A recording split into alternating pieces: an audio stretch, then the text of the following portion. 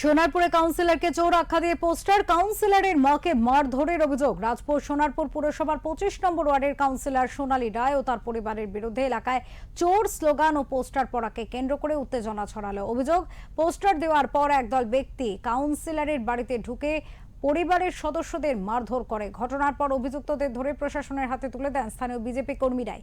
এই ঘটনায় 3 জনকে আটক করেছে সোনারপুর থানার পুলিশ। ইতিমধ্যেই ঘটনার তদন্ত শুরু হয়ে গিয়েছে।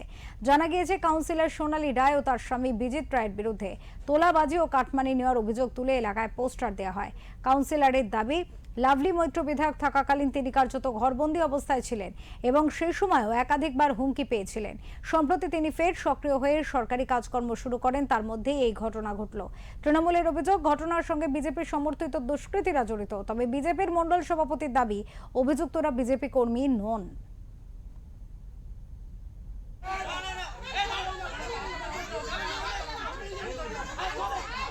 4 তারিখের পরে যাই আসুক আমি রাস্তা করে দেবো বলেছিল। আমি রাস্তা করে দেবো, আমি কথা দিলাম। অনেক আশা দিয়েছিলেন উনি।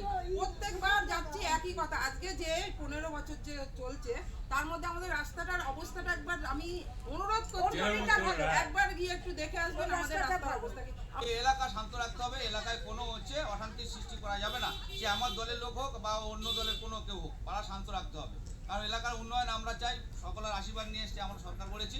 আমরা এলাকার উন্নয়ন এবং এলাকা ডেভেলপ করার জন্য আমরা আছি, সবার সাথে আছি, সবার সাথে থাকবো।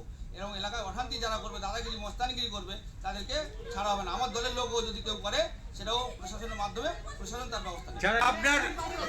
আপনার ছবি এবং কাউন্সিলরের ছবি নিয়ে এখানে চোর স্লোগান দিয়ে পোস্টার, কি বলবেন আপনার ওয়ার্ডেই? ব্যানার কেউ লাগাতে পারে, পোস্টার কেউ করতে পারে, তার সঠিক তথ্য প্রমাণ সহ যারা লাগিয়েছে তারা যোগাযোগ করুক, আপনাদের সাথে করুক, প্রশাসনের সামনে করুক। যদি চোর প্রমাণ হয় তাহলে উপযুক্ত শাস্তি হবে।